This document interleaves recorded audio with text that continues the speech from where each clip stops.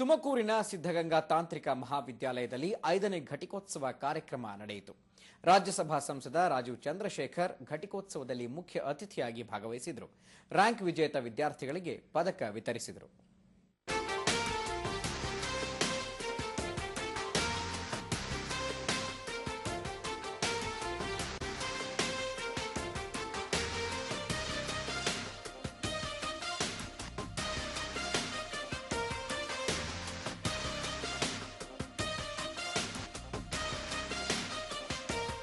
ತುಮಕೂರಿನ ಸಿದ್ಧಗಂಗಾ ತಾಂತ್ರಿಕ ವಿಶ್ವವಿದ್ಯಾಲಯದಲ್ಲಿ ಇಂದು 5ನೇ ಘಟಿಕೋತ್ಸವದ ಸಂಭ್ರಮ ಮನೆ ಮಾಡಿತ್ತು.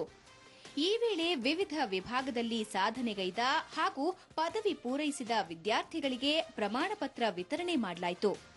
ಸಮಾರಂಭದಲ್ಲಿ ಮುಖ್ಯ ಅತಿಥಿಯಾಗಿದ್ದ ಸಂಸದ ರಾಜೀವ್ ಚಂದ್ರಶೇಖರ್ ಪದವಿ ಪೂರೈಸಿದ ವಿದ್ಯಾರ್ಥಿಗಳಿಗೆ ಶುಭ ಹಾರೈಸಿದ್ದಲ್ಲದೆ ಪದವಿ ಬಳಿಕ ವೃತ್ತಿ ಬದುಕಿಗೆ ಕಾಲಿಡುತ್ತಿರುವ ವಿದ್ಯಾರ್ಥಿಗಳಿಗೆ ಜೀವನದ ಕೆಲ ಸೂತ್ರಗಳನ್ನು ತಿಳಿಸಿದರು.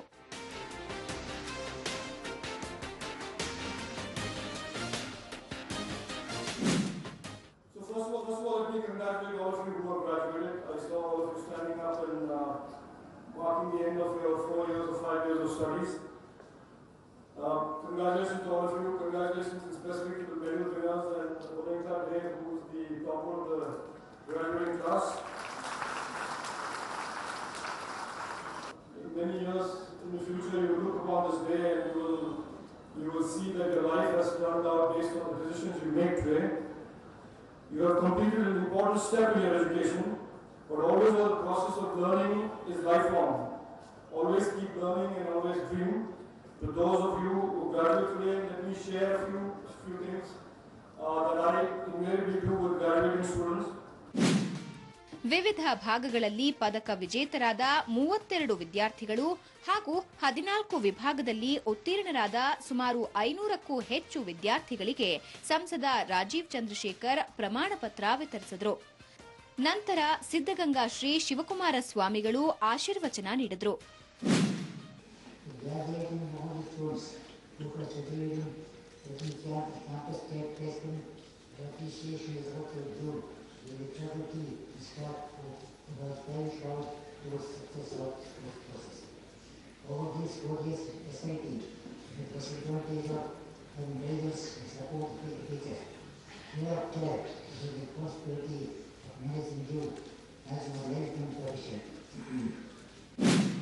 ಇದಕ್ಕೂ ಮುನ್ನ ರಾಜೀವ್ ಚಂದ್ರಶೇಖರ್ ಸಿದ್ಧಗಂಗಾ ಮಠಕ್ಕೆ ಭೇಟಿ ನೀಡಿ ಶ್ರೀಗಳ ಆಶೀರ್ವಾದ ಪಡೆದರು.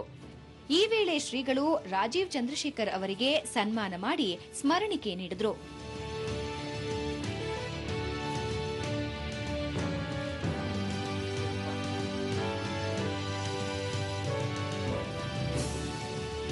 ತುಮಕೂರಿನಿಂದ ಕ್ಯಾಮರಾಮನ್ ಯೋಗೇಶ್ ಜೊತೆ ಮಂಜುನಾಥ ತಾಳಮಕ್ಕಿ, ಸುವರ್ಣ ನ್ಯೂಸ್.